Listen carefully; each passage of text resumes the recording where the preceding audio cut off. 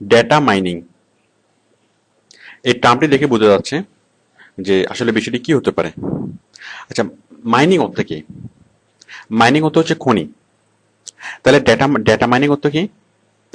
ডেটার খনি থেকে বিভিন্ন ডেটা তুলে নিয়ে আসা। ওকে, বিষয়টা আমি এক্সপ্লেন করছি। এই বিষয়টা হচ্ছে একটি বড় ডেটা সেট থেকে ডেটাকে তুলে নিয়ে আসা, মানে হিউম্যান আন্ডারস্ট্যান্ডেবল করা। মানে বাইরে আপনাকে অনেক বড় একটা ডাটার সেট দিবে, অথবা অনেকগুলো ডাটা দিবে, লাখ লাখ কোটি কোটি ডাটা, মানে হিউজ অ্যামাউন্ট অফ ডাটা দিবে, এবং সেই ডাটা থেকে একটা নির্দিষ্ট অ্যামাউন্ট, একটা নির্দিষ্ট কোনো ডাটা অথবা নির্দিষ্ট কোনো টপিকের ডাটা আপনাকে খুঁজে বের করতে বলবে। এটাই হচ্ছে ডাটা মাইনিং। এই ভালো বিজনেস ডিসিশন নেওয়ার জন্য ডাটা মাইনিং এর কাজ করাতে হয়। It's a it's a mathematical message. মানে ডাটা মাইনিং করে কোম্পানি খুব ভালো বিজনেস ডিসিশন নিতে পারে, অথবা খুব ভালো কোনো বিজনেস ডিসিশন নেওয়ার আগে, কোনো বড় বিজনেস ডিসিশন নেওয়ার আগে প্রত্যেক কোম্পানি সে ডেটা মাইনিং করিয়ে থাকে। সাপোজ একটা কোম্পানি কোনো একটা প্রোডাক্টের দাম বাড়াবে কিনা, অথবা কোনো একটা প্রোডাক্টের এই প্রমোশন বাড়াবে কিনা, অথবা সেলস অথবা মানে প্রোডাকশন বাড়াবে কিনা, অথবা কোনো কিছু কমাবে কিনা, এই ধরনের ডিসিশনগুলো নেওয়ার আগে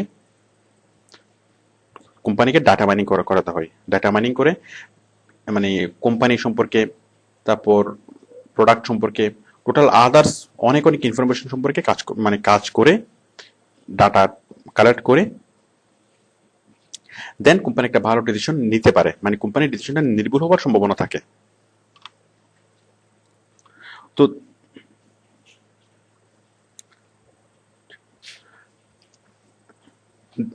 যেমন ধরুন, এই যে এয়ারটেল কোম্পানি, এখন এয়ারটেল কোম্পানির অনেক অনেক সাবস্ক্রাইবার। এখন কোম্পানি নতুন, সাপোজ কোম্পানি কোনো একটা কল রেট বাড়াবে, এয়ারটেল কোম্পানি কল রেট বাড়াবে। এখন কল রেট বাড়ালে তাদের সেটা তাদের জন্য প্রফিটেবল হবে কিনা, কারণ কল রেট বাড়ালে তাদের নতুন ক্লায়েন্টসরা, মানে এক্সিস্টিং কাস্টমারের ছেড়ে চলে যাওয়ার সম্ভাবনা আছে কিনা, অথবা নতুন কাস্টমাররা তাদের এখানে আগ্রহী হবে কিনা, এই ধরনের অনেকগুলা বিষয় তাদেরকে চিন্তা করতে হয়। অথবা তারা কল রেট কমাবে, তাহলে সেক্ষেত্রে কল রেট কমালে তাদের যে পরিমাণ লস হবে, অথবা সেটা তারা কাভার দিতে পারবে কিনা, অথবা যে কল রেট কমালে আসলেই, মানে কল রেট কমালেই কি মানুষ তাদের সাবস্ক্রাইবার বাড়বে কিনা। এখন এই জিনিসগুলা তাদেরকে করতে হয় যে, মানে ডাটা মাইনিং করে তারা জিনিসগুলো বুঝতে পারে। তো অ্যাকচুয়ালি ডাটা মাইনিং বিষয়টা কম্পিউটার সায়েন্সের একটা ব্রাঞ্চ। বাট আমরা যেই ডাটা মাইনিং করবো, আমরা অত জটিল ডাটা মাইনিং আমরা করবো না, আমরা খুব সিম্পল ডাটা মাইনিং গুলো করবো। মানে খুব সহজ কথা হচ্ছে, বায়ার আমাদেরকে একটা বড় ডাটা সেট দিয়ে দিবে, মানে অনেকগুলো ইনফরমেশন দিয়ে দিবে, এবং আমাদেরকে হিন্টস দিবে যে সেখান থেকে একটা নির্দিষ্ট টপিকের ডাটা খুঁজে বের করতে বলবে। সেটা হচ্ছে ডাটা মাইনিং। তো ডাটা মাইনিং এর মধ্যে যে বিষয়গুলো মানে ইনভলভড, প্রথমটা হচ্ছে ডাটা কালেকশন, তারপর হচ্ছে যারা ডাটা এক্সট্রাকশন,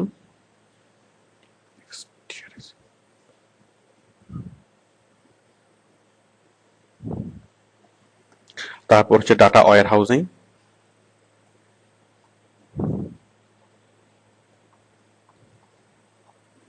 তারপর হচ্ছে data analysis and statistics.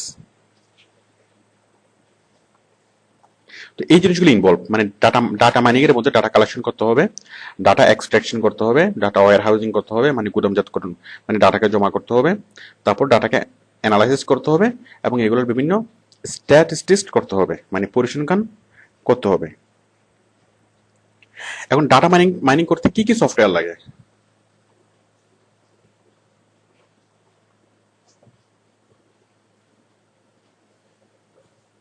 Data mining করতে যে যে সফটওয়্যারগুলো লাগে সেগুলো হচ্ছে Excel, Visual Basic, Visual Studio এবং এক্সিস। আচ্ছা, প্রথমে আমি এক্সেল বলি। Excel, Access, Microsoft Excel, Microsoft Access, এবং আরেকটা যেটা সফটওয়্যার দিয়ে করা যায় সেটা হচ্ছে মাইক্রোসফট ভিজুয়াল স্টুডিও, হ্যাঁ, Microsoft Visual, BISUAL Visual Studio. তাহলে এক্সেল, এক্সিস এবং মাইক্রোসফট ভিজুয়াল স্টুডিও এগুলো দিয়ে ডাটা মাইনিং করা হয়। তো মোটামুটি আপনি এক্সেল এবং এক্সিস জানলেই খুব ভালো ডাটা মাইনিং এর কাজ করতে পারবেন। তবে সবচেয়ে মজার বিষয় হচ্ছে আমরা যে ডাটা মাইনিং এর কাজগুলো করি এগুলোর জন্য এক্সেল এগুলো মোটামুটি জানলে চলে। আর আপনি যদি ভিজুয়াল স্টুডিওর কাজ যদি আপনি করতে পারেন তাহলে আপনি অনেক ভালো রেটে ডাটা এন্ট্রি কাজ পাবেন। যেমন আমরা অনেক ডাটা এন্ট্রি অপারেটর, মানে অনেক ডাটা এন্ট্রি প্রফেশনাল যারা ওডেক্সের যে কন্ট্রাক্টর, আমরা দেখি যে অনেকে $20 $20 উপরে পাই। তো তারা অ্যাকচুয়ালি এই ধরনের কঠিন কঠিন কাজগুলো করে। তো ডাটা এন্ট্রির মধ্যে দেখে থেকে ডাটা টাইপ করা, ওটির জন্য আপনাকে খুব বেশি পেমেন্ট দিবে না, আপনাকে যে $1.5 থেকে $2 এর উপরে সাধারণত পেমেন্ট দিতে চায় না। বাট যদি আপনি কঠিন কাজগুলো করতে পারেন, যেমন ডাটা মাইনিং, এই যে মাইক্রোসফট ভিজুয়াল স্টুডিও দিয়ে ডাটা মাইনিং, তাছাড়া অন্যান্য সফটওয়্যার দিয়ে ডাটা মাইনিং, তখন এটা অনেক অনেক ভালো পেমেন্ট করে।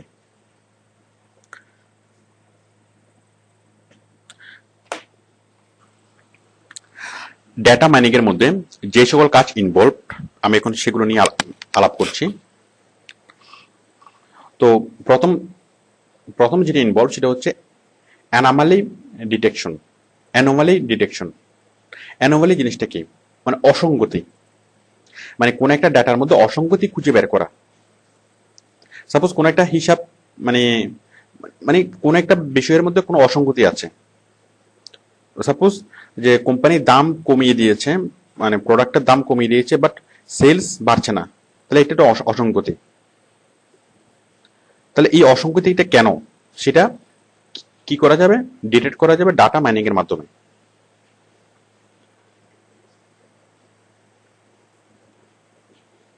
তো অ্যানোমালির মধ্যে অনেক বিষয় আছে, যেমন চেঞ্জ এবং ডেভিয়েশন ডিটেকশন।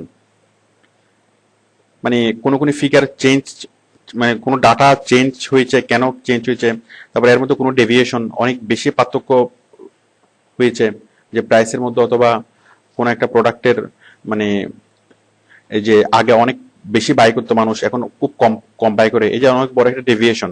এই ডেভিয়েশনটাকে ডিটেক্ট করে মানে ডাটা মাইনিং এর মাধ্যমে এই ধরনের অ্যানোমালিগুলোকে ডিটেক্ট করা হয়। Number 2, association rule learning. Association rule learning কি? Searches for relationship between two variables, মানে দুইটা ভেরিয়েবলের মধ্যে রিলেশনশিপ সার্চ করে।